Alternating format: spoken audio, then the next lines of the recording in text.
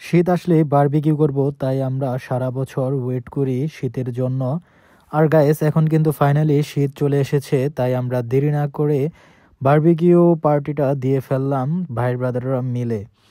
দেখতে পাচ্ছেন যে আমার সামনে চিকেন বারবিকিউ পার্টি চলছে। এগুলা মূলত ভাই ব্রাদাররা সবাই মিলে এই অ্যারেঞ্জটা করা হয়েছে।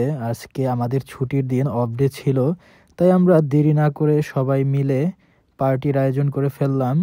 আর খেতে কিন্তু খুব সুস্বাদু ছিল। দেখতে পাচ্ছেন সামনে যে চিকেনগুলা খুবই চমৎকার, খুবই সুন্দর। আমরা চিকেনের সাথে দিয়েছি আপনার রসুন, তারপর মাশরুম।